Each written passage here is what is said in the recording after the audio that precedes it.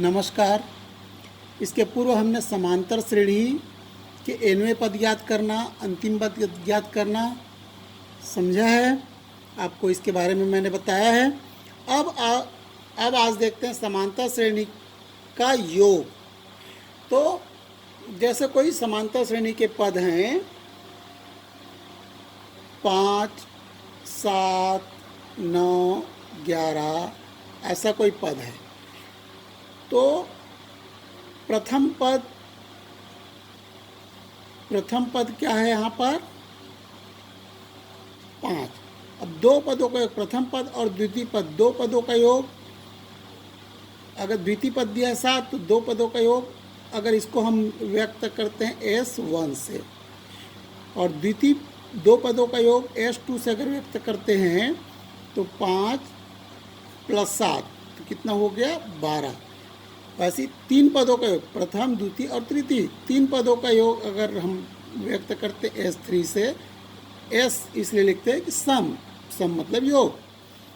तो 5 + 7 + 9 तो कितना हो जाएगा 21। इस प्रकार पदों का योग S से हम व्यक्त करके निकालते हैं। तो n पदों का योग, तो Sn बराबर व्यापक रूप से हम इसके लिए सूत्र का प्रयोग करते हैं n/2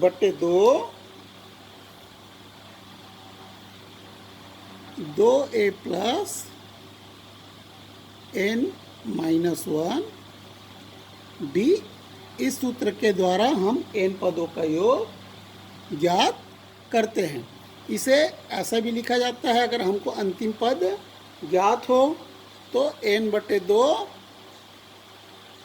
a + l, क्योंकि आपको पता ही है nवां पद a + n-1 d, तो यहाँ से a और प्लस a इस प्रकार तोड़कर n-1 d ऐसा ज्ञात करके हम इसके जगह में a + n-1 d के जगह में a लिख के अंतिम पद बराबर nवां पद ही होता है निकालकर n पदों का योगफल हम ज्ञात करते हैं।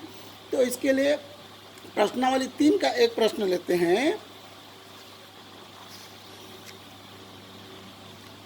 0 और 50 के बीच की विषम संख्याओं का योग ज्ञात कीजिए।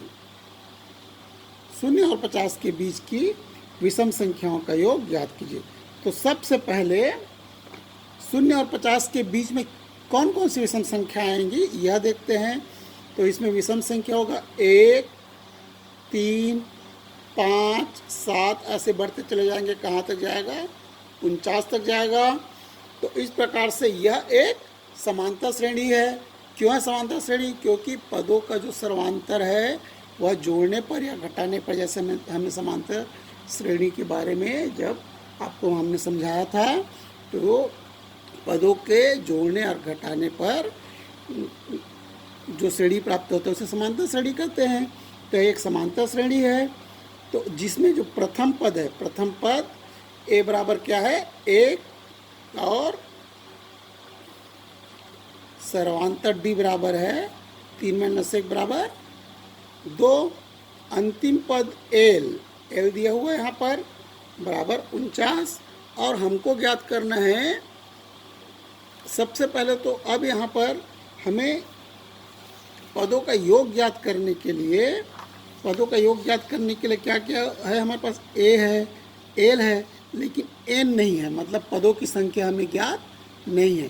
तो पदों की संख्या ज्ञात करने के लिए क्या ज्ञात करना होगा? n ज्ञात करना होगा। तो इसके लिए nवें पद का सूत्र रखेंगे। nवां पद l बराबर क्या होगा a + n-1 d, और l हमको दिया हुआ है तो बराबर हो जाएगा a का मान है 1 धन n-1 और d कितना है 2, बराबर हमको दिया है nवां पद 49। तो ये हो जाएगा 1 धन 2n-2 बराबर 49। तो 2n बराबर 2 में 1 घटाएंगे तो ऋण 1 बचेगा बराबर 49। तो 2n बराबर हो जाएगा 49 धन 1 बराबर 50। तो n बराबर क्या हो जाएगा 50/2, तो एकम 2, 2 दूनी और 2 पंचे, तो n बराबर हो जाएगा 25। इस प्रकार n हमें प्राप्त हो गया। अब हम पदों का योगफल का जो सूत्र है, पदों का योगफल का सूत्र क्या होता है, n पदों के योगफल का सूत्र क्या होता है, Sn बराबर होता है n/2 a प्लस l। इसमें मान रख देंगे तो क्या हो जाएगा, Sn बराबर n कितना दिया है 25 आ गया,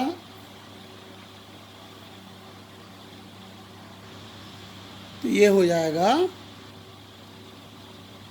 25/2, प्रथम पद है 1 धन अंतिम पद क्या है 49, तो बराबर होगा 25/2 गुणित 49 और 1 कितना हो गया 50, 2 एकम 2, 2 दूनी और 2 पंचे, तो 25 गुणित 25, 25 गुणित 25 क्या होता है 625। इस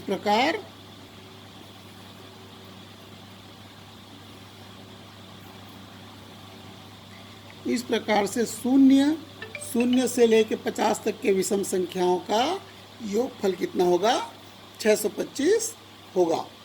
इस प्रकार समांतर श्रेणी में आपको योगफल समझ में आगे होगा, योगफल ज्ञात करना, क्योंकि सूत्र की सहायता से हम ज्ञात करते हैं। इसके लिए सूत्र क्या होता है पुनः एक बार बता देता हूँ। Sn बराबर होता है n/2, कोष्टक में 2n प्लस n-1d, यहाँ से अगर a प्लस a तो a प्लस n-1d को अलग कर ले तो इसको l भी बोला जाता है, अंतिम पद बोलते हैं। इस प्रकार Sn बराबर n/2 a प्लस l के माध्यम से हम सवाल आसानी से हल कर सकते हैं। धन्यवाद।